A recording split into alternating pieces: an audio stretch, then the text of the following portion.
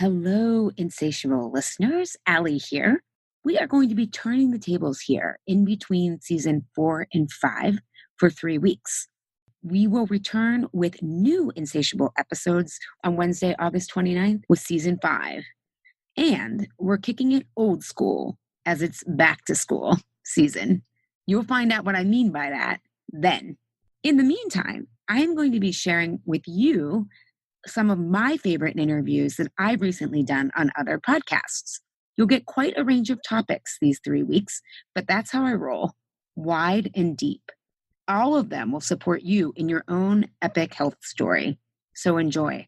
Also, if you haven't left an iTunes review, please consider doing it if the show has helped you. We are so close for my 100 review goal. This helps more people find the show. The more people find the show, the more we start changing the conversation away from dogma and into discovery.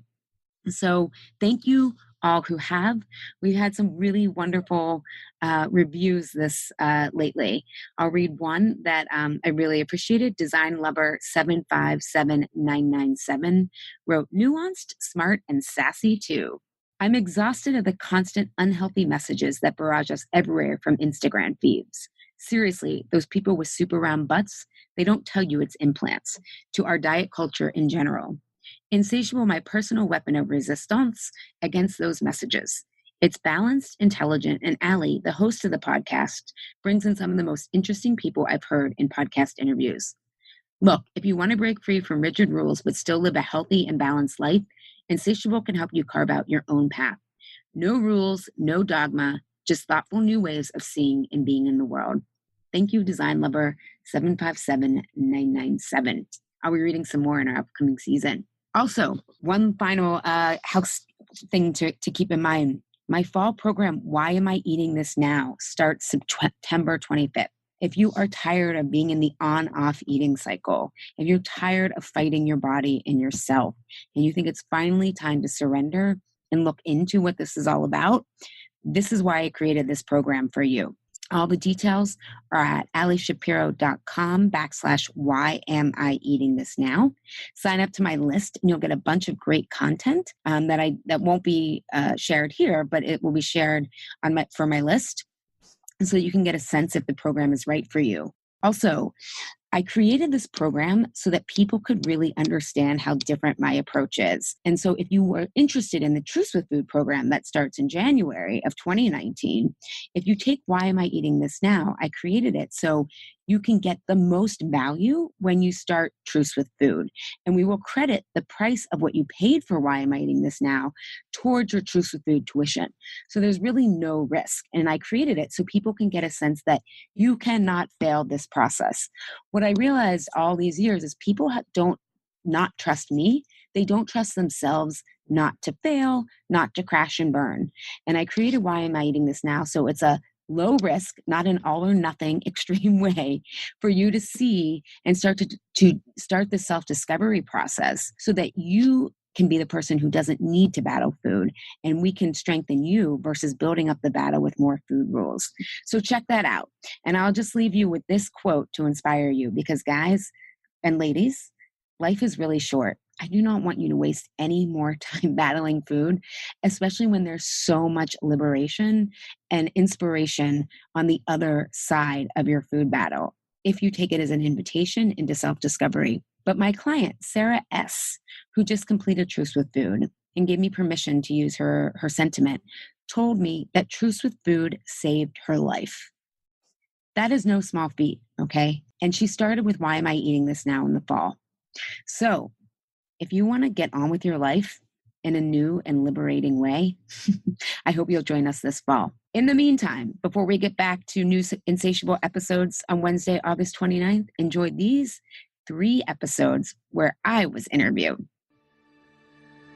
Welcome to the Flower Lounge, a place for conversations with wildly creative people and a little plant-loving wisdom to help you experience life in full bloom. I'm Katie Hess, flower alchemist and founder of Lotus Way, and I believe in a world where we're all living at our personal edge.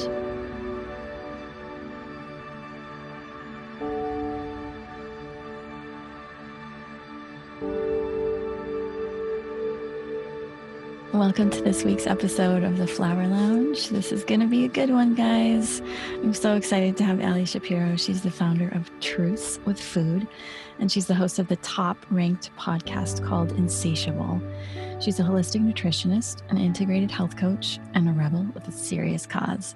She is academically, practically, and empathetically aware of how the medical system, diet culture, and body positivity movements all have their own flavor of crazy. She created her Truths with Food method while in graduate school at the University of Pennsylvania, where she got her master's in organizational dynamics, which is like getting an MBA in the change process, where she drew from her decade plus of working with real life clients and her own personal healing journey from having cancer as a teenager. I'm super stoked to have this conversation. Thanks for being here, Ali.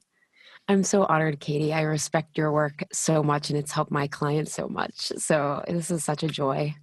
Yay. Okay, so let's do our usual flower exercise. If you want to close your eyes and go back to a lovely little time in your childhood when you used to play around flowers or plants or trees, and see if you can identify a favorite and just think about what you were doing at that time in your life.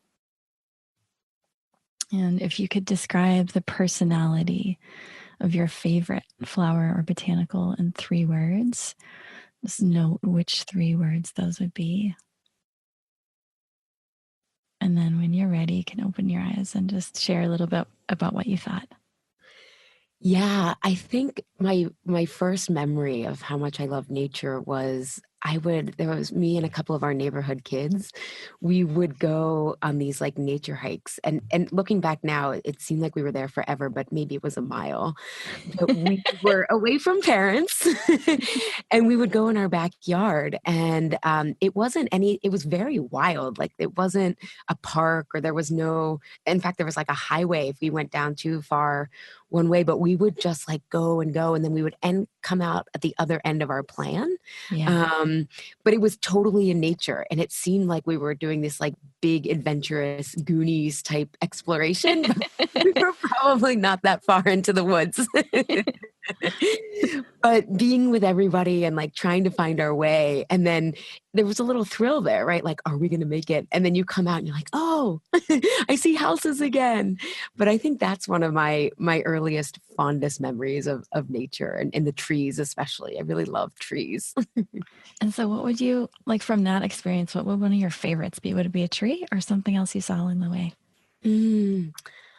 I think it has to be the trees. I love, as I've gotten older and learned about how trees communicate with each other, and they have this intelligence that it's there, but we can't see it. Mm-hmm. I think there's something really mysterious about them, but grounding. I love that tension of opposites of you can feel really grounded around some trees, but there's a safety there's a grounding, but there's also this mystery, right? Like when I go in the parks now and I see some of the trees that are being uprooted, I'm like, how many hundreds of years have they been here? What have they seen? What have they heard?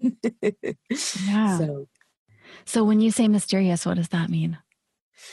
Like ancient wisdom? Yeah. Ancient wisdom, for sure. I love that term. Yeah. Okay, because what we find is the words you use to describe the childhood botanical is how you bring your gifts into the world. So mysteriously, right? With ancient wisdom and a grounded way and a very safe way, you make a safe space for people. And there's some sort of tension of opposites. Yeah, I love that, because I think paradox is where truth is, right? And I tell my clients what we resist persists, and what we embrace dissolves. And you kind of have to sink below those tension of opposites to be like, oh yeah, that makes sense. Right. Totally. Yeah, let's talk some more about tension of opposites. Ooh, Where do you see that in your work? And do you want to tell us a little bit about like what's got you going these days? Yeah. Well, it's interesting. I'll start with the tension of opposites, and that I think in our culture, we have traditionally, I think the ancient wisdom, right, was about kind of going through the pain and being with it and dancing with it, not always, not it always being joyful, but you had to have a way to discharge it, right? Right. And I think what's happened is we've swung so far the other way of unattachment and detachment and even mindfulness sometimes. When I was really struggling with my own food battle, which is part of what got me into this, I went to this mindfulness-based stress reduction course recommended by my integrative physician, who I love deeply. And a lot of why that wasn't successful for me, it works for a lot of people, but it was almost about detaching from your pain, like being a witness to it. And Mhm. I get that can be helpful, but I think we have to do that after we embrace it and be with it and examine it. Mhm. And then we can, once we let the emotion wash over us, we are different as a result, and we can see more clearly, and we can get to the heart of that pain. Mhm. Because a lot of the pain on top is, whether it's anger or resentment, is actually, I almost say it's kind of like if you eat a chocolate, like there's that gooey center of the chocolate, but there's that Mhm. hard outer crust. Mhm. Mhm. And often the pain we're feeling is that hard outer crust that is preventing us from softening into something that we really need to examine. And when we detach from that, we never get to that center. Yeah, I think compassion is so, so important. Like if you just have the observation and the witnessing without the compassion, like you said, there's something missing. It's the being able to sit with it and just be like, ah, this hurts. It's hard being a human. Oh my God, it's painful for me. This is so painful. And just being able to like sit with that. Like it's hard being human. I always say this human gig is no joke, I always joke that's why we come out of the womb crying. I signed up for this again, But that again is that tension of opposites to me. To be able to sit in the difficulty is strength, right? The softening is strength. And it's this interesting thing, not to name specific names, but we're talking about this at a time where Tony Robbins was just kind of, this video that he did was saying that the Me Too movement was about, people being victims, right? And this coming from someone who is a male, is in a position of power in our culture, right? He's white, he's male, he's wealthy, he's telling us what we want to hear. And again, I haven't really studied, like I have never done any of his work, so it's not about that, but it's just about the statement when we can be victimized but not be victims, and we have to be with our pain so that we can see that we can be strong and deal with it because of it, right? Not that nothing bad happened to us. The strongest people I know are the people who've been able to open up to life after going through some stuff, right? Going through the fire. Mhm. And that softness to me is the strength. Yeah. And how have you done that in your life? Like what can you share, like any sort of type of experience or method or way, like when shit hits the fan, what you do? Yeah. Well, I ran away from it for a really long time, which is why I spent 8 years in school trying to figure out how I didn't know that fighting food was actually about unresolved trauma, right? Like, why didn't anybody Mm. tell me this? And I want to say that trauma, we tend to think of trauma as it has to be these big things. Yes, having had cancer, like which I did when as a teenager, is a big thing. But I'm defining trauma more as any time our needs have not been met when we needed them to be met. And specifically with food, it's around safety. It's feeling safe, not only physically, but emotionally. And part of our health is feeling like we belong, right? That's really important. When we were tribal people, if you didn't belong, you were usually left, and no one, especially in America where we're filming, recording this, it's such an individualistic culture. But the truth is we need each other. And so, in my own life for 18 years, I was struggling with my weight and I hated my body. And I was, I call it truth with food because we use war metaphors in our culture. And those aren't just words. Like we literally approach, like the chemotherapy that saved my life was also what was used in an atomic bomb to kill, right? Like it's the metaphors I could go on, but I thought I was supposed to be strong by moving on, right? Like, Mhm. That's what you do. And granted, there were other things there. I was in middle school. I wanted to be normal. I didn't want to be the person who was, throwing up on the weekends and missing all the parties and stuff. But we often think of these survivors as like, oh my God, you just moved on and all that stuff. And what I actually had to do was go back and revisit how terrifying it was when everything I thought I knew was no longer the same. And as a result, uncertainty in general, because I never went back and healed that at the time. And to the defense of the Western medicine system and compassion for myself, I'm the first generation of childhood cancer survivors. So they were just really happy that we were alive. And I'm grateful for that as well. Right. Now there's a lot more visual imagery support and a lot more, let's look at this.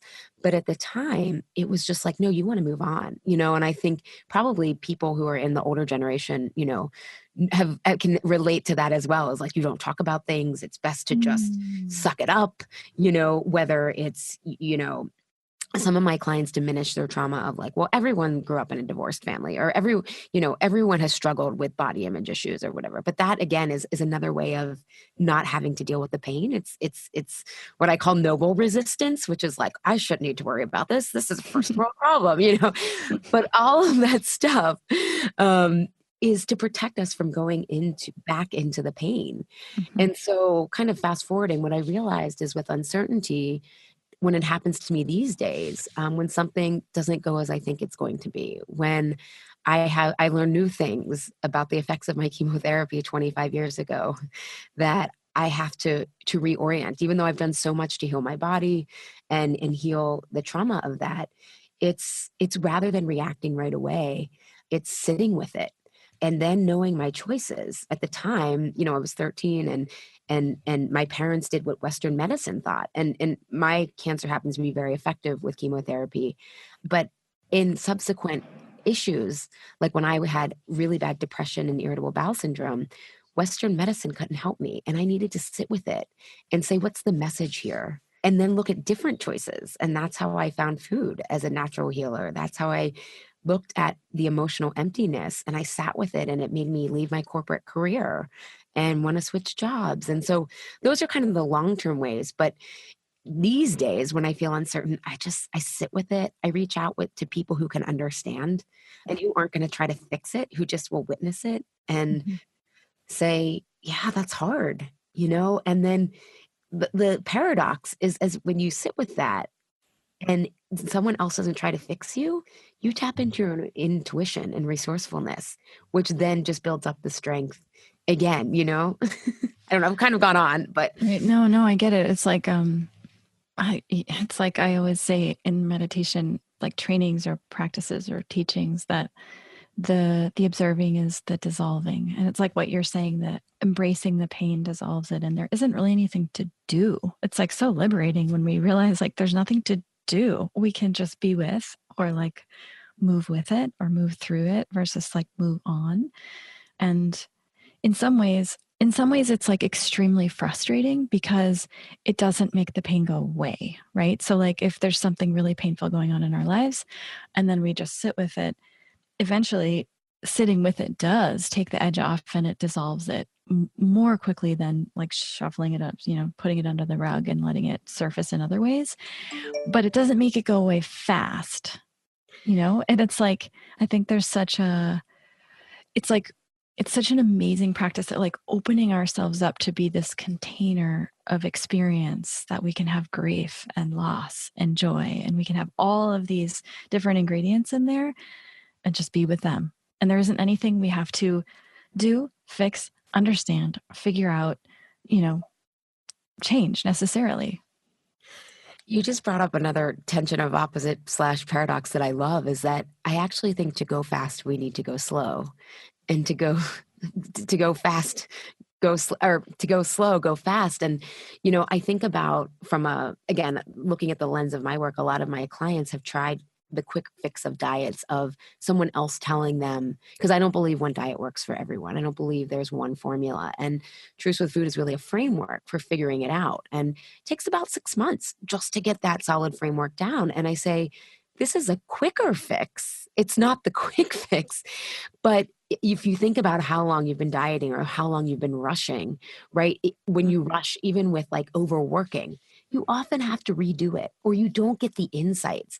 And I think that comes back to, again, being in a very hyper masculine culture. And by masculine, I'm thinking the yang archetype of linear and thinking and valuing those above cycles and space and emotion and intuition. I often wonder, like, what we think is the quick fix or fast, like, how are we measuring that? Just because there's relief, there's kind of a temporary relief, right? But often in the long run, it creates more pain. Right. Yeah. Do you have any experiences that you would, or stories you'd want to share about your work with clients? Yeah, I would love that. I think one of those examples is I can think of a client who took this. I have a program called Why Am I Eating This Now? And it only works on the emotional aspect of stuff. It only looks at these patterns. And this was a client who had a lot of digestive issues.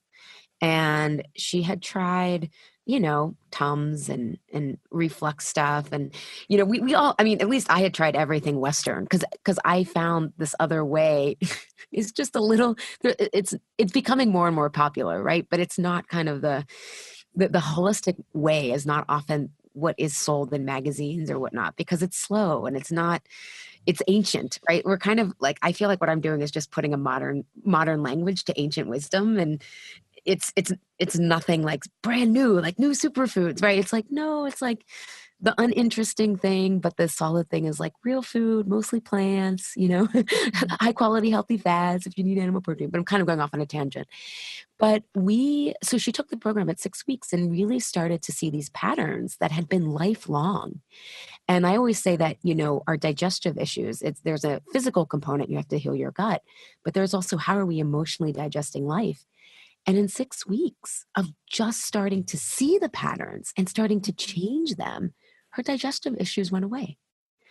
And it wasn't the quick, instant stuff that we often take I used to have heartburn when I had irritable bowel syndrome, right? It kind of like alleviates the pain, but you start to realize, okay, you're wearing away your gut lining and all this kind of stuff in the long run, right? But having her able to see how one of the ways that she was comfort eating, one of the patterns that she had was to avoid.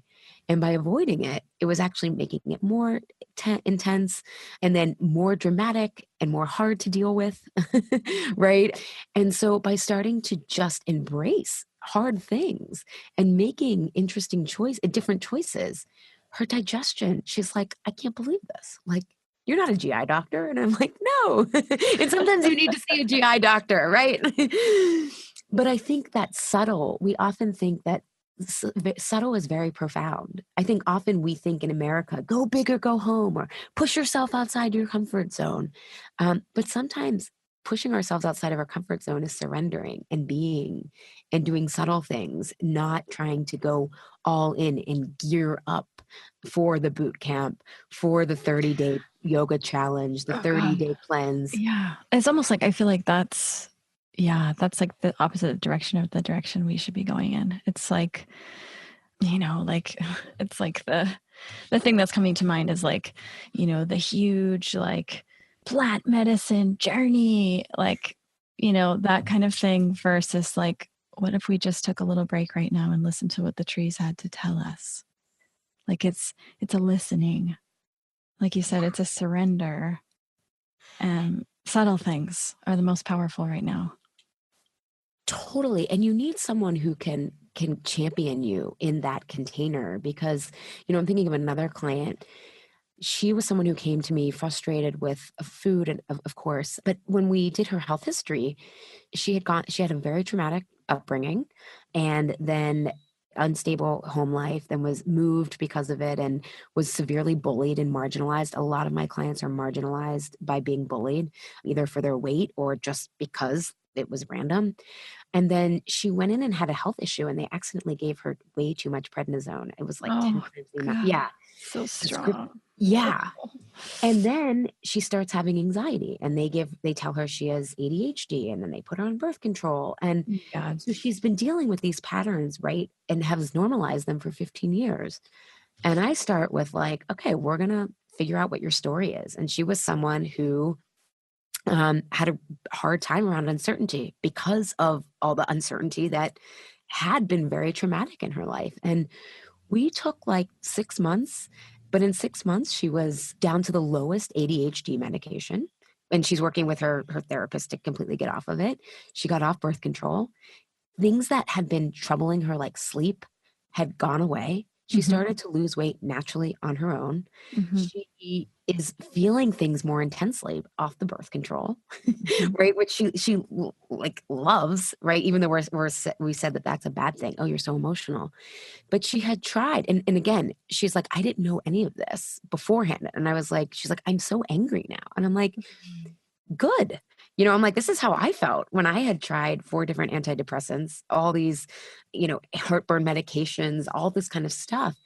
And I said, we have to start realizing that these symptoms are messages, and it takes a lot longer to deal with that. But now she's someone who knows how her body works. It doesn't see it as a deficit that she has these certain diagnoses, but has moved through them tenderly, subtly, yet so profoundly. Like her life is completely different now. And even the effect of feeling so much more powerful in your body is starting to think like, she's now thinking like, does my career need shifted? Is this like what I want to be doing? And that took 6 to 8 months to get there. But the results in that 6 to 8 month time frame were beyond what she was really looking for. And I think of a lot of my clients are struggling with depression when they come to me. And yes, we need to heal their gut. But when we look and balance their blood sugar, but when we look at the emotional stuff, if we look at depression as a message, it's like, oh my God, there's some things that are out of alignment here. And when they start making these subtle changes, they work with their doctors to get off their antidepressants, but within a year, they feel so much better than they did on antidepressants, and their life is different, and they have the skills and tools now to deal with hard things. And that source of depression or that emptiness that they've now filled is one of the things that they're most proud of.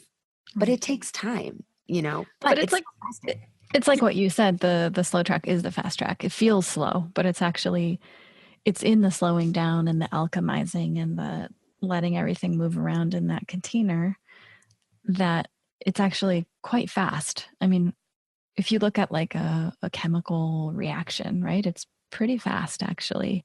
And you're just basically sitting in one spot. So you allow that reaction to occur, right? Yeah. I'm like, these patterns, sometimes it can feel slow, but I'm like, if you've been dealing with these patterns for 2 decades and you can reverse them in 6 months to a year, like, that's pretty incredible. The challenge is comparing when you see someone, on Facebook who's like, oh my God, I've lost 10 pounds in 10 days, and it's like, okay, maybe in that moment of time, but like what time frame are we measuring, right?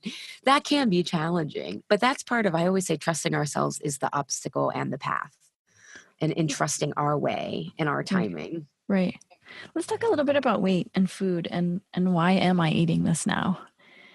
So when you're working with people, do you recommend that they like just take a moment and ask themselves like, why am I eating this right now? Like, that's a great question. So actually, no. So there's 2 things. I mean, first you have to look at the food piece. In our extreme culture, we lose nuance, right? So the diet culture says it's all about the food and willpower. And then the holistic side of things say, oh, it's only about the emotional stuff. And the reality is it's both. How you feel influences what you choose to eat, and what you choose to eat influences how you feel. Definitely. So with the food start is I actually do experiments, right? A lot of people aren't living in their bodies. And we use your flower essences in my programs, and it's such a fun, joyful way for them to get back in their bodies, right? The senses that they have when they spritz those. And, I give in my programs, people get like as a gift gift, they get your, I pick based on intuition what I'm feeling, but then everyone follows up. They're like, I ordered like 10 of those. I love them, And part of the magic is they're getting feeling back in their body in that presence. But I give people food experiments on the food aspect so that they can start to see, I'm going to feel this in my body, right? In our health world, we tend to say, oh, if you eat well, you're going to live 10 years longer, but that's actually not really inspiring for adults. But if you can tell them, hey, you're going to sleep better tonight, you're going to feel better, you're not going to crash at your computer, like the incentive starts to come internally. And that starts to build trust that, hey, my body's not broken. I'm not broken.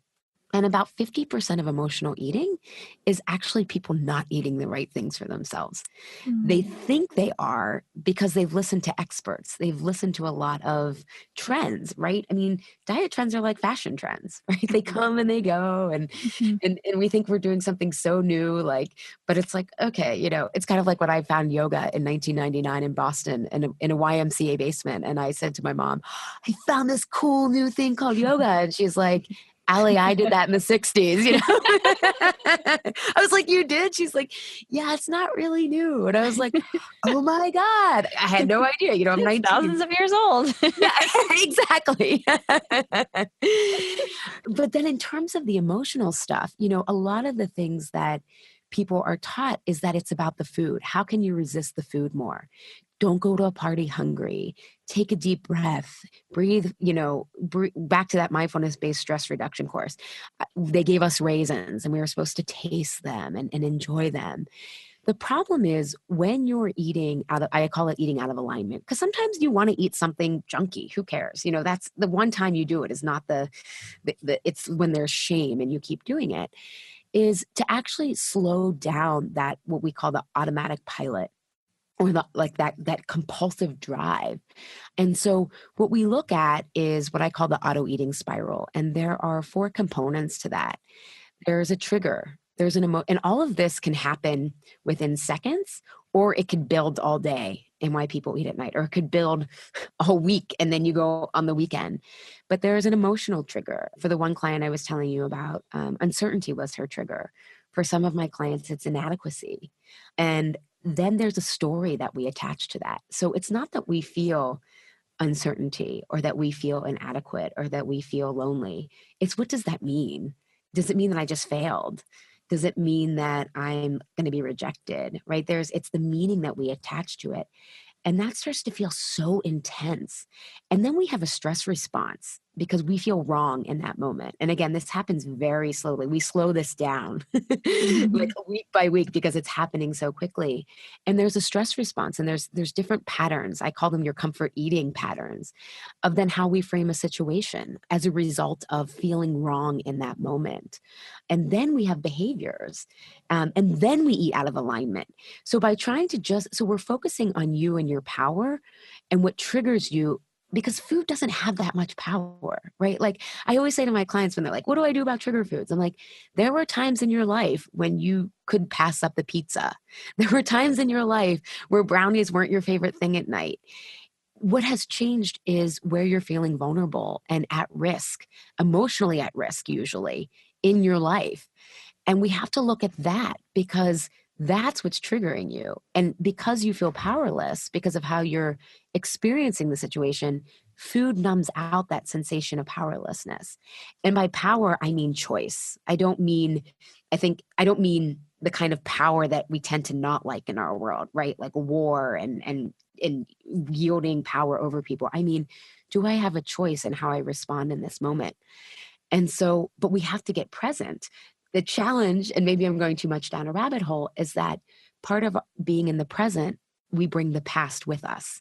So I use the example of like a toothbrush, right? Like if you woke up every morning and you just saw your toothbrush and you were like, what is this thing? Like what, what does it do? Why is it near my sink? We would never get out the door in the morning. And so this is a very valuable evolutionary tool to bring meaning to things. The problem is when we bring a wounded meaning to things and things actually we don't need to be wounded in that moment, right? But we were wounded at one time, but because we never went back and healed that part of our story, we are now stuck there. It's stuck there. And so, it's causing the battle with food. Mm-hmm. Yeah. So let's talk about nighttime eating. Yeah. Yeah. It's a and big thing for people. sweet things. And like, I mean, I think I imagine that if I need sweet things, it must be because I need sweet things, like, like that kind of, I don't know if it's like affection or self-compassion or love, but then it somehow turns into literal sweet things. Yeah, well, and I love that you brought up that intermediate of connection or something else. And another thing that you said is like, maybe I just need sweet things. For a lot of my clients, these patterns have been going on so long that they don't see it as a cause and effect. They see it, this is who I am. No, I just love sweets and I need them at night. Right. That tends to be, and I'm like, and that's part of why they start to feel broken, and it becomes a self-fulfilling prophecy because they can't see the stages of what's actually triggering them. They assume it's them, not the trigger itself, and that kind of auto eating spiral domino.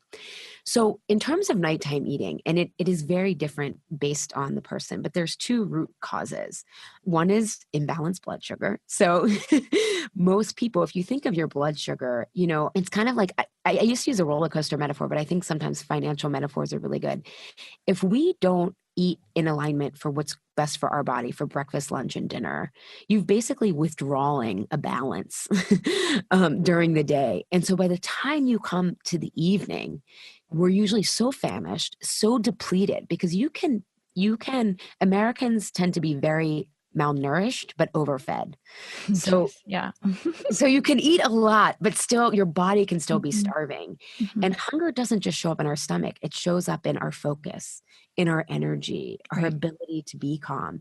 So if we have been feeling stressed or really tightly wound all day, it's in part because we're not getting the right nutrients to help us feel calm and balanced and satiated and have stamina. So there's a little bit of that going on. But then the other piece, there's two reasons that people tend to overeat at night is one, they start rehashing the entire day and questioning themselves. Oh my God, did I say that right? Oh my God, that email, I didn't get that email back. Did I phrase it the right way? Right. And this is where I say most of my clients, they think they're self-aware, but it's more self-conscientiousness and Mhm, self-consciousness and mhm, self-criticalness, right? mhm. And we confuse that for self-awareness versus why am I feeling this way? It's like, did I do the right thing? Or, oh my God, I didn't get that back, or I'm not doing enough. Or some of my clients come home and they're like, I have so much personal stuff to do and I'm depleted. And so they eat to procrastinate on that stuff, right? So it's often either us, there's different reasons we do with our comfort eating styles. We all have a different style and reason. And I have a quiz on my website that people can start to learn more about their style. But it tends to be because of one of those styles, or there's actually space. And all of those emotions and those sensations that we've been running from start to come up in that space. And that's when, some people, it may not be eating, it may be Netflix, it may be social media, right? But, I joke kind of social media is like a dopamine factory, right? It's not until we compare ourselves and then we're like, oh my God, this is awful. But it's helping us from not feel that down feeling or from all those intense emotions coming up. And so what we resist persists. And it often comes back in such an overwhelming way that if we can learn to be with it in the moment, it can actually strengthen us rather than weaken us when we are running from it. Yeah, and I think things really quickly become patterns. I notice you know, if I'm like, oh, I'm tired, I need a break. Oh, I'll have some. I'm like a huge fan of chocolate. I eat so much dark chocolate. And I love chocolate too. that's like the one thing that I just like I let myself have as much dark chocolate as I want. Which is like in some ways liberating. And then in other ways, you can develop patterns like I noticed just recently, like, oh, interesting. I'm eating sweet things like right before I go to bed. And because it's like the only window of time for me. And so I actually like what you said about why am I eating these things? Like, because sometimes things become so much of a pattern and very quickly. Like you might eat something today and then by tomorrow at that same time, you're like, where's that thing like I had yesterday? And then like 3 weeks later, you're like, oh, I have this extra little jelly roll around my waist. Like, where did that come from? Oh, right. I've been eating like stuff before I go to sleep. Like, right. But I love what you said about why, like, it would be kind of nice to stop and ask, like, why am I eating this? Like, is it because because I haven't eaten breakfast for how many weeks? Or is it because something's going on internally? Or is it because I need a break and this is the only way I'm like allowing myself to have an hour to myself? Is there something else I'd rather be doing with that time? Like, Yeah. And knowing what questions to ask, I think is really important, because some of the big questions that people are given in this food freedom world is like, well, is it worth it? And it's like, well, in the moment, yeah, it really is. It really is worth it. But it's worth it usually because of these patterns that have been building all day. And I love your example of dark chocolate. If we want to look at things energetically from a traditional Chinese medicine standpoint, chocolate has dairy and sugar in it, and that's very expansive. It's the yin archetype, right? So if this is the only time we have to ourselves, it's going to overcompensate for how little space, right? It's a really potent, now like 1 or 2 squares, who cares, right? But if we feel out of control with it, it's serving some other purpose and metaphorical purpose. And dairy's very mothering, very yin, right? It's giving us the space, right? I can't do dairy. It's so... Me either. Sometimes I take the hit, but cheese is hard for me. Like, I'm gluten intolerant. I don't miss gluten, but sometimes cheese, man, it's like, oh, I do love it. But for some people, ice cream at night is huge for them, right? Yeah. So, but it's that, and when it starts to become a habit, it's grounding, it's a ritual, right? And it's getting us back in our bodies because we're taught to unattach from them, unattach from our sensations. I remember a yoga teacher that I really admired when I lived in Philadelphia said, she no longer taught the Bhagavad Gita in yoga, or because it was written by men for men. And and I think of the Buddha as a man, and all of even our spiritual traditions are influenced by this male lens of unattachment. And again, the masculine archetype of unattachment, discipline. But if you look at the feminine or the yin, it's like joy and pleasure and sensation. And most of our spiritual traditions aren't influenced by the feminine. And after she told me that, I was like, oh my God, this is why the body is thought of as like, you need to discipline it versus embrace it and ride the wave, That's kind of really big picture, but it translates into using food to get back into our bodies, because that makes us feel grounded. I mean, our bodies are our home. Can you imagine never feeling like you have a sense of home? Right.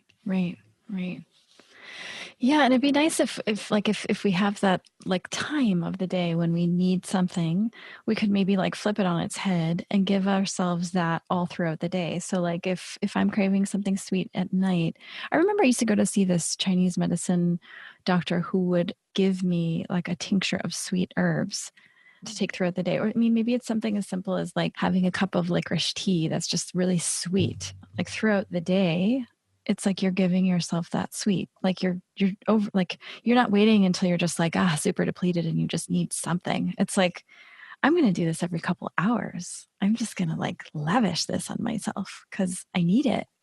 Yeah, I think a really like practical tip for people is to pay attention to transitions. They tend to be when we get the most depleted. So like coming home from work to evening, or when we're about to go to bed, or even like going from a meeting to an event. That tends to be like, I use the word depletion a lot with my clients. Those tend to be like, oh my God, am I doing the right thing? Am I gearing up? And often, even after meals, we don't even take the time to transition. We just go right into things. So I think like like when you're ending a meal, doing something like tea or even decaf chai. Chai is really good for helping with sweet cravings. Adding more bitter flavors are also really good. But if you have, but if you have like a hot drink to like help you in those transitions, and notice the transitions, and notice that you want to be more resilient as you're heading into those. And sometimes just taking 15 minutes to like ground yourself again, like getting away. Again, a lot of clients are like measuring productivity in terms of time spent. But if we like, what if my outcome, like if I take 10 minutes to even get outside and like get some sunshine on my face, like what replenishes me, I think, is a really good question for those transition times. And Mm-hmm. also using licorice tea or decaf chai if it's after, after lunch, because caffeine tends to take a long time to get out of people's systems. But using sort of something to transition out of meals and to transition using a hot beverage or something grounding that will replenish you during the day, then you kind of you think of a battery, you come into the evening at like 50% and you can like make the healthy choice, versus if you're coming in at like 20%. Like everyone has a different threshold that, like, I always tell my clients, think of yourself as a battery. What threshold are you like, I am not making the healthy choice. Like I am just going for it, right? Because if you are super depleted, the food's going to give you energy to get back up to that level. So that's another thing people can start to do is like, think of yourself as a battery, like that, like battery level. And like, what is your threshold? Whereas if I get below that, like I'm going for the sweets and the chocolate, versus if I can prevent that during the day and come into the time that trips me up. Because for a lot of people, for you, it might be before bed. A lot of my clients, it's from work to home. How do I make sure I'm fortified before that? Because life is really energy management more than time management. Yeah, I think it's really common these days that we're not fully in like nourishment mode. Like I really love this idea of like, how can I nourish myself all day long? Like if it's like spending the extra money, even though it's expensive to go and get that green juice, because I didn't have enough time to have vegetables. And so I'm just going to like, this is what my body needs for nourishment right now. Or I just need a 5-minute break right now. I'm feeling overwhelmed. I'm going to go sit outside for 5 minutes. Like what is it that we have gotten into this spiraling habit of depletion?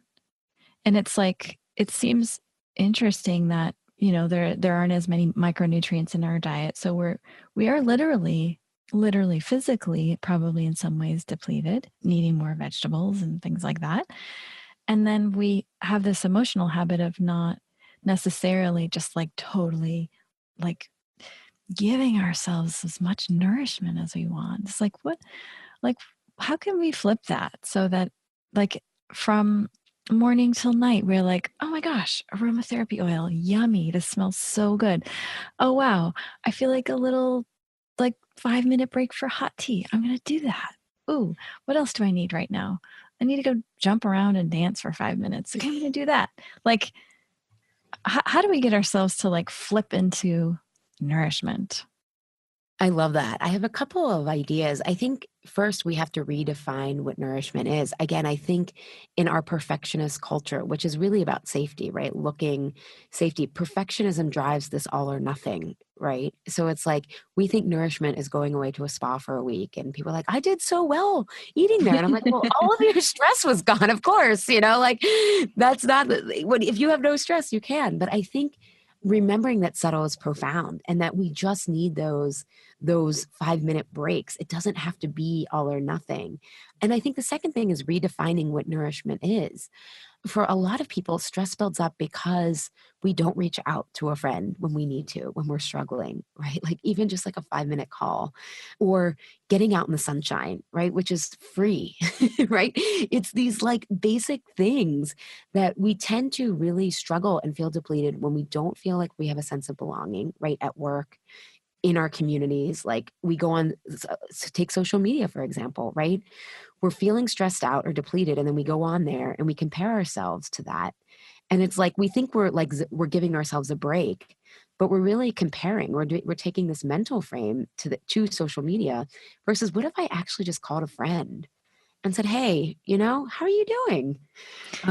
It's like kind of like so 80s. I mean, I grew up in the 80s, but like landlines and stuff like that. But like doing these subtle things that actually give us such an energy boost back. Or even doing nourishment can be having a big to-do list and just focusing on one of those things, right? Like like cutting your sense of what nourishment is. Like I think self-care has to deepen into this.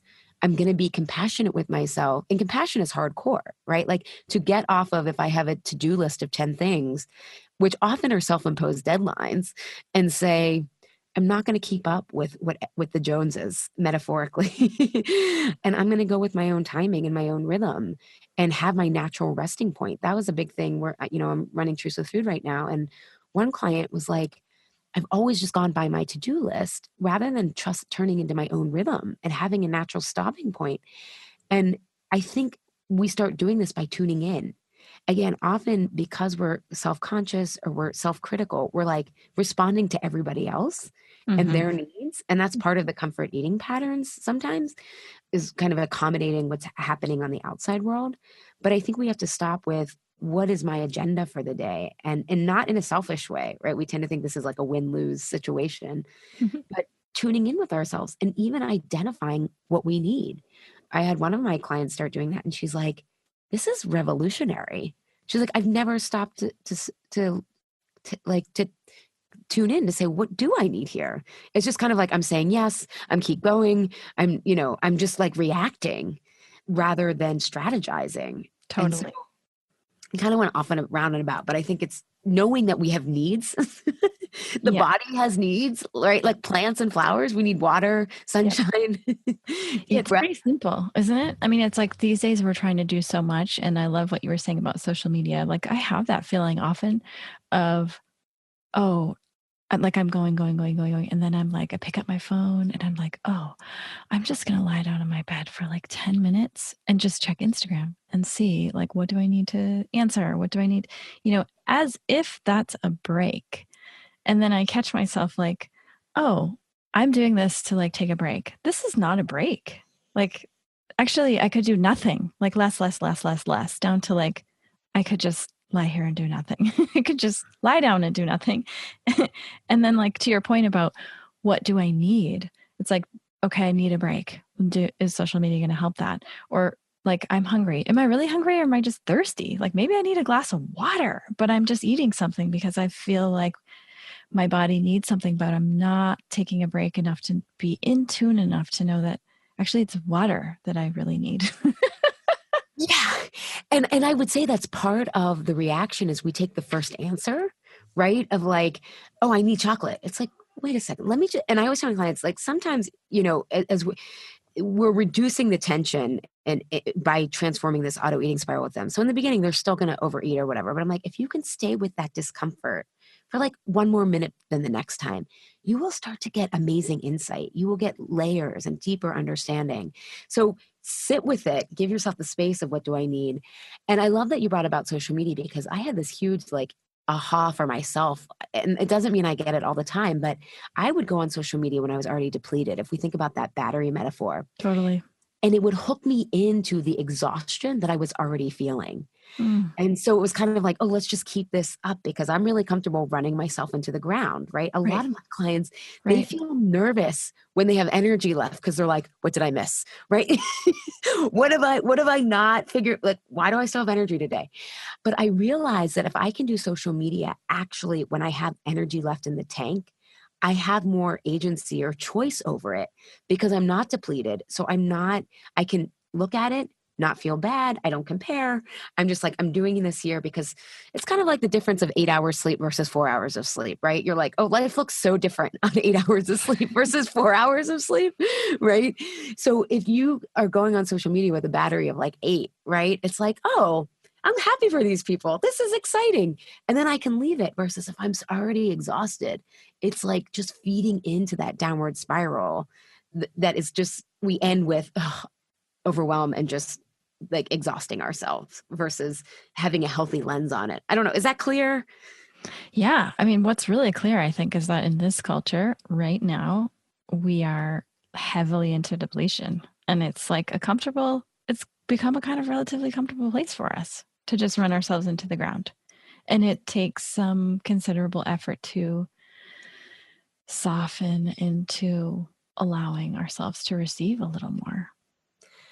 Yeah. And I think it's, a lot of the work I do with clients is changing to a new identity. And we have to be willing to leave the productive, busy identity behind. And, that is one metric. But I always encourage my clients, let's pay attention to actually the outcome that you want. What if you can get what you want, the success you want, and all that stuff with, I always use the samurai example. Like the samurai knows exactly when to strike, right?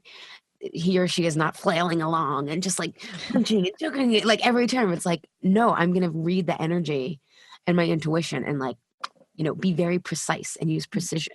Right. And I think we can do that. I mean, there is so much going on right now. I don't want to dismiss that the world is in transition, one big transition right now. And we can make our days a little bit more graceful and easier on ourselves if we can realize that busy isn't the main metric. It's like, what are my outcomes? And it may take me, quote unquote, a little longer, but am I going to enjoy the process? And ultimately, isn't that what's rejuvenating?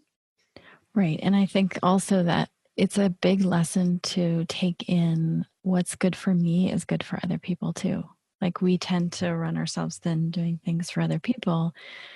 But when we actually really take in what is good for me is good for everyone else too.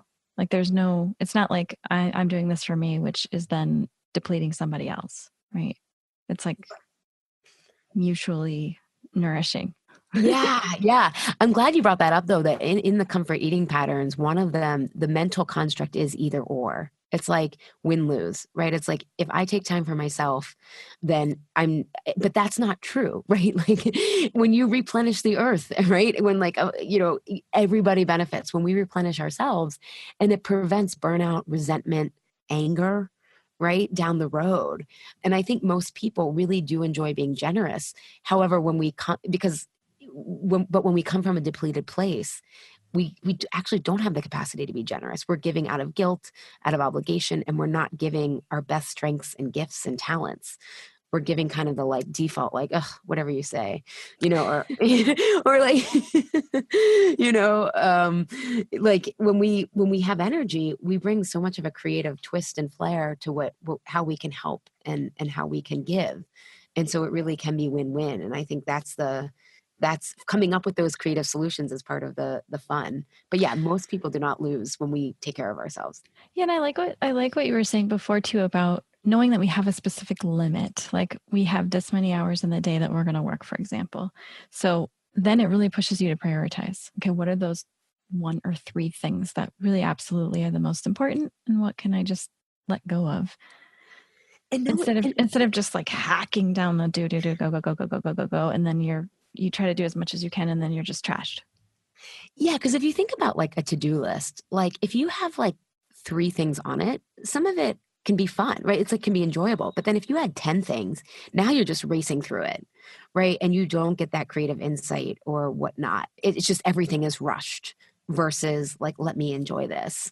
So yeah, prioritizing. And again, I also think there's cycles, being a nature expert, sometimes there's a winter season and we just need to rest, in terms of certain things. And, I just launched a new website and it's like, okay, there was building, like I could see the cycles of it, like planning and all this stuff. And now it's like, I'm taking a break because, me like pulling back a little bit is like necessary for me to sustain continuing on. Right. I want to make one important point though for people listening who want to tap into their own needs. It's also really important that you get clear on the other person's needs or the project's needs or the expectations, because often we assume we know. And if we are perfectionists, we overgive, we overperform, we build up because we're trying to do it over excellent, right? That's like the safe measure to like overperform, over deliver. And so often we think there isn't enough time or we have to do it all because we don't even know what the other person needs or the expectations of the project. For example, I have a client, she's an attorney, and she felt all this pressure to get all her assignments back right away. And I said, why don't you ask the partner what the deadline is rather than assume? And it was like, oh my God, she had so much more time than she was assuming, right? And then she could relax, she could bring more like of her intelligence and her enjoyment to the process rather than I'm already behind with this and there's so many things to do. But asking people like what they need, and often it's like, I'm thinking in interpersonal relationships, it's people just need us to listen, and we're sitting there trying to fix it, and we're doing all the stuff that actually isn't that helpful, and we make life a lot harder on ourselves. So not only do we need to get clear on what other people need, but we need to ask other people what they need as well. Or if it's a project, getting clear on the expectations and what's important to other people as well. And then find that win-win, because that win-win is in many places that we're just not exploring, because we think we know what we need. We think we know what the other person needs, and no one's really getting clear. And believe it or not, this is why people eat. I know this sounds so tangential, but this is why people comfort eat, because of their stress and overwhelm and the patterns of how they approach that, rather than getting clear on everyone's needs in the situation. Mm. Yeah. Let's just talk about softening for a minute. One of my favorite words. Yeah. When do you apply softening in your life, and how? I know that what's one of the things that is really important to you, and where we definitely overlap, is talking about how to bloom from our wounds. How do you use softening to catalyze that process? Yeah. So let me kind of set this up and be clear, is that what a lot of people refer to in the food or the coaching industry as your inner critic, or in the food industry, your inner rebel. I actually, when you study that more deeply, it's actually a protective side of ourselves, right? The critical thoughts are preventing us from putting ourselves at risk. When we're judging other people, it's because we feel threatened. And when we're rebelling, we're actually rebelling against being put in a really tiny space. But we put ourselves there because we're afraid of putting ourselves at risk. So I say that because this wounded side of ourselves, which I refer to as our inner protector, has this very crusty edge. And I joke, and Anne Lamott used this term, shitty first draft. So whenever... Oh God, I love that. That's the best chapter. Yeah. Isn't it? If anyone's writing anything, you just need to go get the book. What is it? Writing to the bones or something like that. Or is it Bird by Bird? Yeah, Bird by Bird. I can't remember. My husband's a writer, so I have so many writing books. Yeah. And you just read that one chapter, shitty first draft. Yeah, shitty first drafts. And so I say your inner protector does this really defensive, it could be anger, resentful, guilty, shitty first draft. And so the way that I soften is like, okay, this is how I'm seeing it now. Like, sometimes I need to walk away for 5 minutes. If it's an email, I go back after an hour, because I literally in an email will have focused on the things that I'm afraid that I did wrong. And I will read it through that lens. And then when I go back and read the email, I'm like, oh my God, there was 3 sentences here that I missed, right? But that protective side of ourselves is always on guard for not wanting to be wrong. So giving ourselves time, I think, is really important. And in Truths with Food, and Why Am I Eating This Now, we use music a lot, or our flower essences. How can we soften into not reacting right away? Because you want to react, right? You want to be like, or just lash out at the person or whatnot. It's really hard to sit with things. So I soften by space and time. Either it's space by walking and giving space in my body, and a chance for that shitty first draft of emotion to wash over me, kind of like the ocean washes over rocks, right? And okay. And then I have to really think about okay, what do I need here? This is what this person said. Where am I unclear? Because often that protective side of ourselves doesn't get any more information. It feels exposed. So I always want to know, what more information do I need? What the information that I'm hearing? This is not the end of the story, right? In Truths with Food, we call it closing the story loop. We're going to be we make quick conclusions, or this is how it always is, or this is how they are, versus saying, wait a second here, let's stay open, right? That's the softening part of Curiosity. Yeah, curiosity. And then assuming the best, right? Because what you start to realize is, my clients will be like, oh my God, I can see other people's inner protectors lashing out. They don't know that, but we're all kind of these wounded 6, 7, 8-year-olds dressed up in adult bodies. Really, we are. Mm-hmm. And especially men, right? Men are not allowed to feel this at all. So we can see that often they do the most wounding, because they this part of them, they're projecting outwards. So that's how I really soften, is first stay with the discomfort and realize that this anger and resentment and guilt is protecting this deeper sense of, am I wrong? Did I do something wrong? And then being curious and opening. You know, I think of a flower, like the flower doesn't like clench. It's like, okay, I'm going to keep trying to get the pollen, even though this bee is here. You know, like I'm gonna open and bloom. And every time we do that, we make, because we're reacting, even like I said, the past is always with us, even though it's a present day situation, we're reacting in part to the past. So to kind of make this concrete, a lot of my clients have been bullied by other women. And so when there's groups of other women, they read a situation as very defensive, right? As that they're on the outside. Nothing might have happened, but that's how they're interpreting it. And so, you know, one client was in yoga teacher training, and she's in the corporate world right now because she has to pay her bills, right? Like, and she's like, I feel like I'm not super yogi because I can't do yoga full time, right? And it's like, I said to her, well, first of all, like, you don't know who has family money. You don't, you know, and that's fine. But like to we find a way to differentiate and make ourselves wrong and isolated in so many different ways. So it's like, wait, let's stay with this. What are the connections there that you have?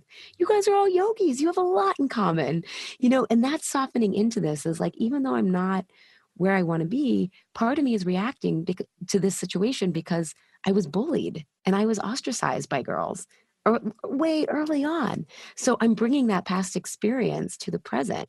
And so softening is like, what is true, what isn't, what's in the past. And again, it doesn't mean that we can trust everyone and that, you know, but it's getting curious so that we can become discerning, not defensive. Yeah, I loved what you said about space and time. I think that's such a commodity these days, and so often, like even just with text culture, we feel like we've got to answer right away, and we have, in some ways, with social media, so much more access to people than we did before, and we're not used to waiting to see, you know, until things pass, and so I think that can kind of clamp down on the opening that allows you to get to the curiosity, right? Space and time. It's like the age old healer, right? Yeah, it is. Sometimes it takes years for things. Totally. And you know, what's interesting is some of my clients, especially, I think the older we are, right, the more, especially as women, we weren't taught to have needs. I say the millennial generation is like empowered, not entitled. Like they're just like, you guys, this culture is crazy. Like we're not putting up with this. But a lot of times people don't know what they need, right? Like they're like, I don't know. And when we give that space and time, the defensive side of us calms down and intuition arises.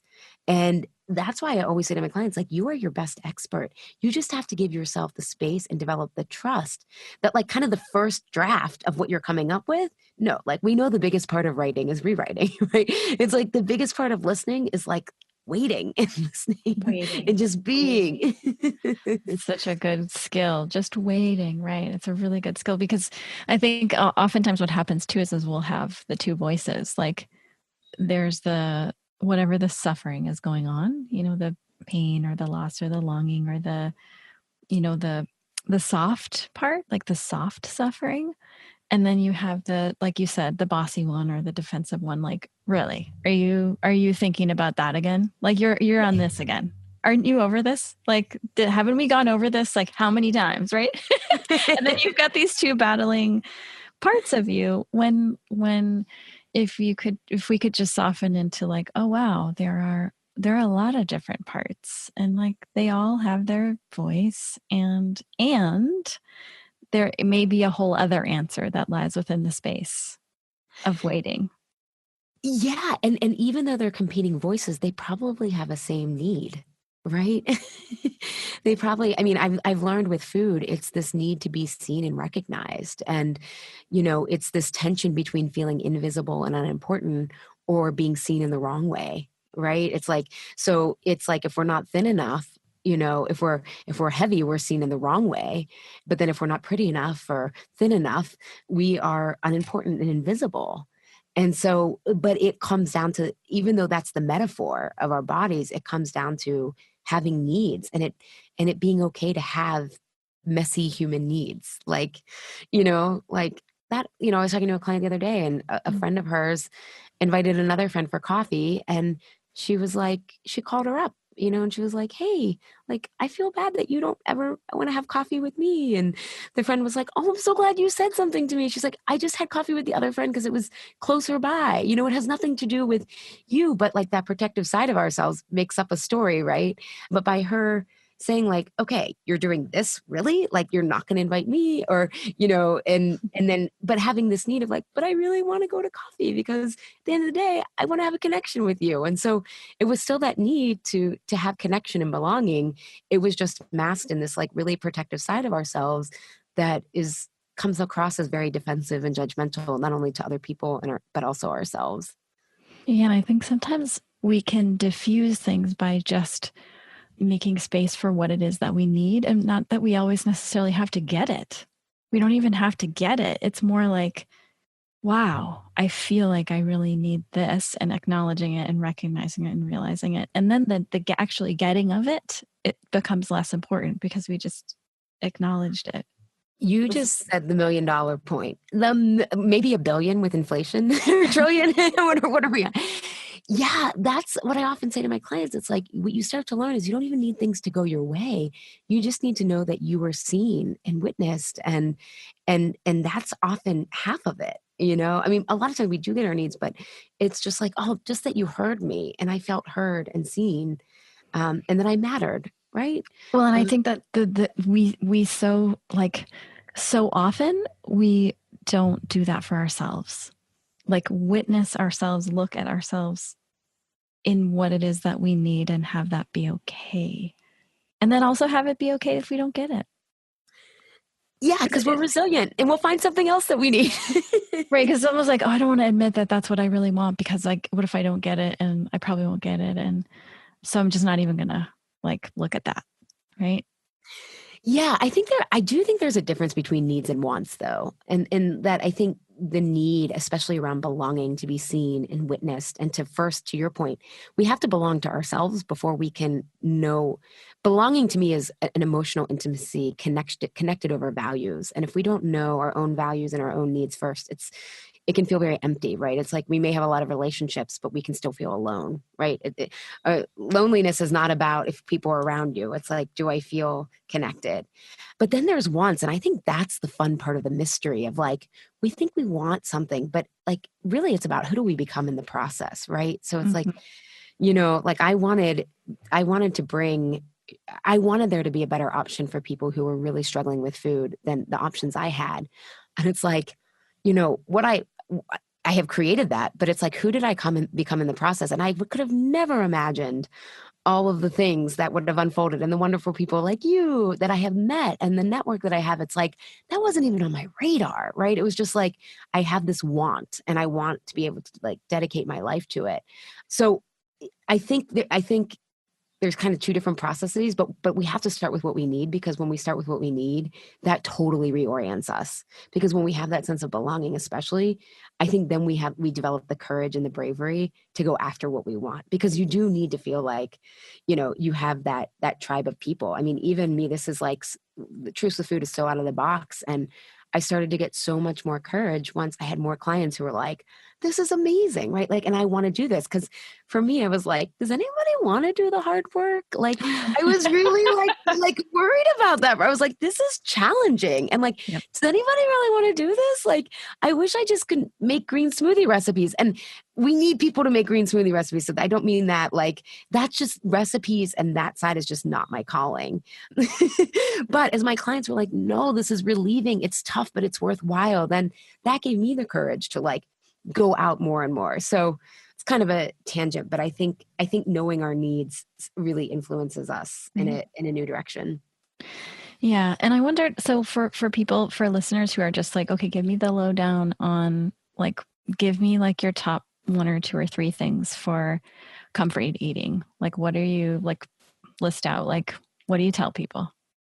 Yeah. Well, so I always like, I sound like a broken record on my own podcast. Like, you need to learn how to balance your blood sugar. And most people like are not eating enough fat. Like if you're craving sweets, especially after a meal, that's usually a sign that you didn't get enough fat at your meal. And again, I often see too a clientele that has like, their health has suffered the most under the low fat craze. So there's a lot of people who do really well on low fat diets. I just don't happen to work with them because they're We succeeding. Just need fat for our brains. Exactly. And it makes food taste good and all that kind of stuff. So I would say for comfort eating, believe it or not, try to get more healthy fats in for starters. And then the second thing is I think what we talked about is like in transition times, because they bring up a lot of uncertainty, whether you're going from a meeting to say like, did I just say the right thing? Now I have all this work. How am I going to do this? Or you're coming out of a meeting and you're like, I don't know how to do this, right? Really giving yourself something that's going to replenish you so that you don't deplete, whether it's 5 minutes of music research shows that 15 minutes tends to be the best increment. It's not so long that you'll skip it, but it's also long enough that you'll get a little bit of that space and time we've been talking about. Mm-hmm. And then the third thing is really, I think, becoming more self-aware of our patterns of how we respond to stress and overwhelm. And I have that, it's a totally free quiz on my website that people can figure that out, because my process is so much about self-discovery. But once you know that one pattern, that's your main pattern, you can start to, and in the quiz, I give you tools to start to recognize your needs based on that pattern. So I think that's the third thing, is start to become aware of, how am I responding? How am I seeing the situation? Versus, there's stress and overwhelm lead to comfort eating. And I think an important kind of concrete nugget is that like about 80% of our stress and overwhelm is perceived conflict that we can really resolve if we get out of seeing our patterns as like, once we can resolve our patterns, which is what the comfort eating quiz is about, is to see how do we see conflict and how do we move through that in terms of stress and overwhelm, right? Because when we say we're stressed, there's a conflict between what we feel our capabilities are and what's being asked of us. And so we move into different modes, and the quiz can help people get a lot of enlightenment and insight into that. And that's easy to find on your website, the quiz. Yeah, super easy. If you go to alishapiro.com, and then it also / I think it's comfort eating style quiz. What are the most common triggers that you see? The most common triggers I see for people are when they feel unimportant, like in a meeting, like when they suggested something and people, it's like, that's a big one. When people feel uncertainty, when things come up unexpectedly. And then the other big one is self-doubt of, I should know how to do this. I should, I'm thinking of clients I talked to this week. I should know how to do this computer program. I should know how to set up my computer. All these things, even though it's not their domain knowledge, like I should know this. So that self-doubt is also a really big trigger. And then loneliness, a lot of nighttime eating for people, they're by themselves. So those are some of the, and depletion. So many of my clients are like, I can't believe how so much of this is that I'm just tired and I am using carbs to just give me energy to keep going. Yeah. So is that helpful? Those several? Definitely. And then just for my curiosity's sake, have you noticed, or what have you noticed using flower essences in your work? And have you seen any specific, like really related things be alleviated by flower essences? Well, in conjunction with the program that I do with people, they just say like, I should say too, my clients, we are like skeptical of ease, right? We're like hardworking, like something's easy. I do not believe you, right? Like we pride ourselves on hardworking. So I always preface this with like, ladies, like I do not trust ease except when it comes to these flower essences. I'm like, Katie is magic. And they listen to your podcast episode and they're like, we love her. And I'm like, she's wonderful. I'm like, she's the real deal. Because sometimes, people portray something online and then they're not quite the same. And I'm like, she is like Mother Earth and like so wise. And so what they find is that they are able to like, because part of these patterns, right, they're everywhere, which makes them hard to see. It's like a fish being in water.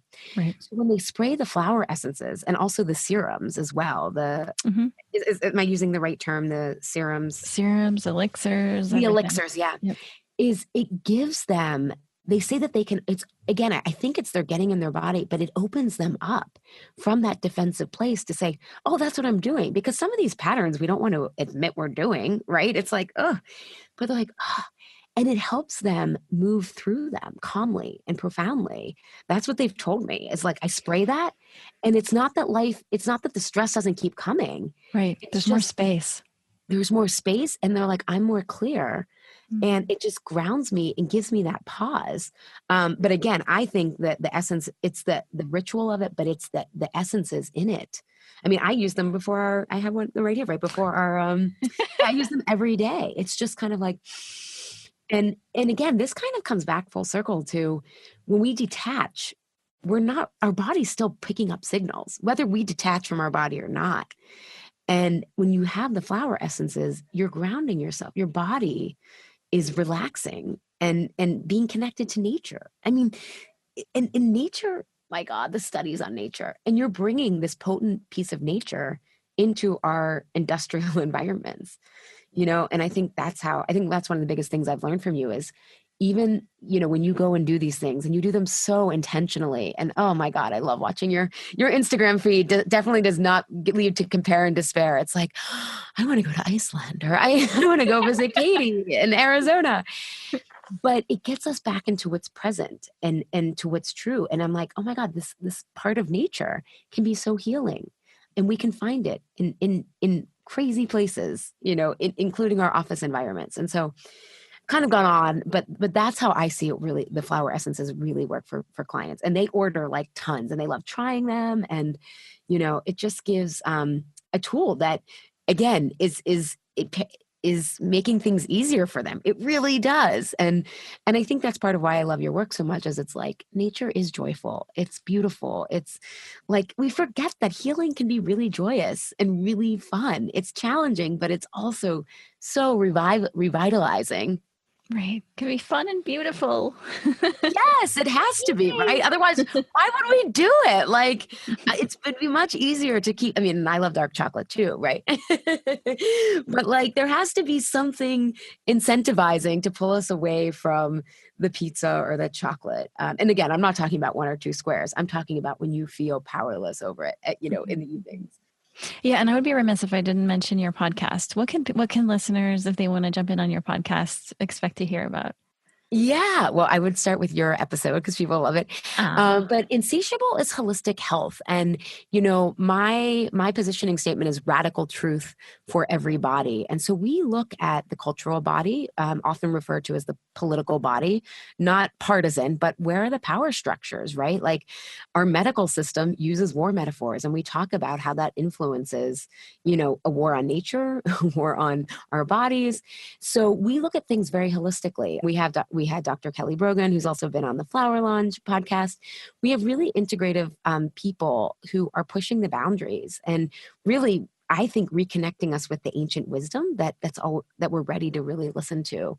But I bring my clients on, those who are wanting to share their stories, integrative health, but it's a lot about food freedom from very different viewpoints, not just the food, but also the beliefs and the stories and how we actually heal versus kind of the patriarchal version of healing we've been taught to kind of just move on.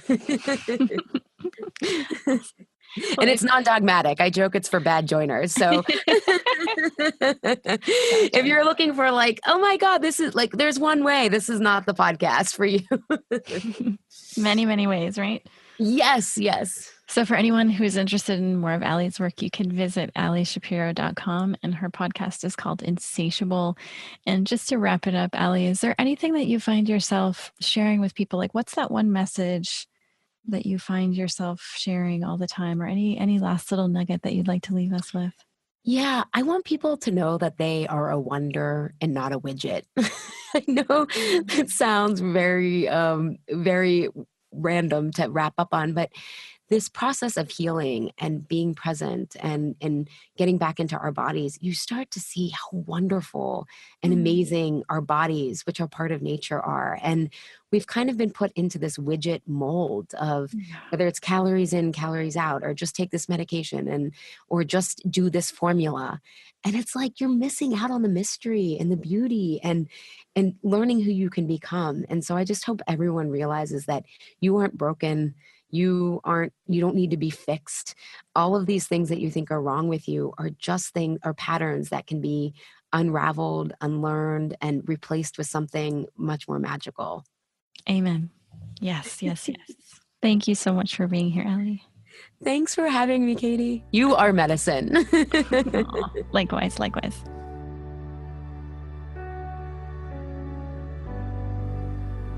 Thank you so much for listening to The Flower Lounge. I'm Katie Hess, and we'll be releasing a new podcast every Wednesday. If you like what you heard, or you know someone who might be touched by our conversation, share it with them. And don't forget to subscribe. To find out what your favorite flowers mean about you, take the quiz at lotusway.com.